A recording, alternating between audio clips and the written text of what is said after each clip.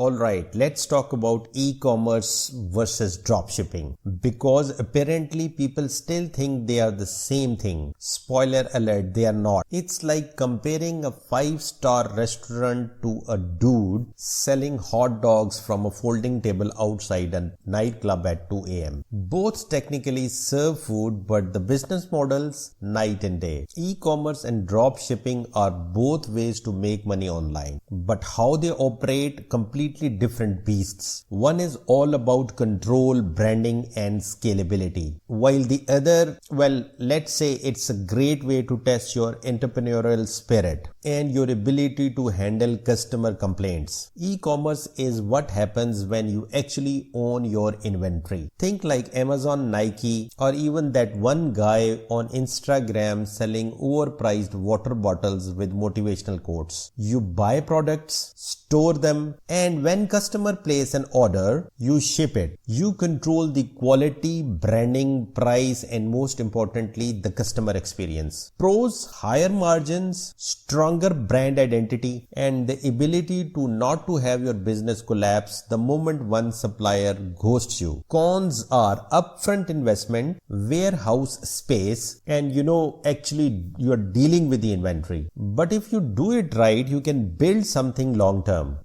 Think Shopify stores with customer products, brands that actually mean something. Or if you are Jeff Bezos, you can take over the world while laughing from your yacht. Now dropshipping. This is the I want to start a business but don't want to touch a single product approach. You list products online, usually from suppliers in China. Thank you, AliExpress. And when someone orders, the supplier ships it directly to the customer. No warehouse, no upfront inventory, no packing boxes at 2 a.m. Sounds like a dream? Well, kind of. Dropshipping is like trying to build a castle on a quicksand. Sure, it's easy to start, but you are at the mercy of your suppliers. Shipping times are brutal. Enjoy that 4-week delivery time. And let's not forget the lovely moment when your supplier mysteriously runs out of stock after you have made a bunch of sales. The upside is low risk, low investment, and if you are lucky with a trending product, you can make money fast. The downsides are low margin, zero control, and inbox full of angry customers wondering why their LED dog leash still hasn't arrived. So which one is better, e-commerce or dropshipping? Well, if you want to build a long-term scalable brand with a loyal customer and high profits, e-commerce is the way to go. But if you are just starting out,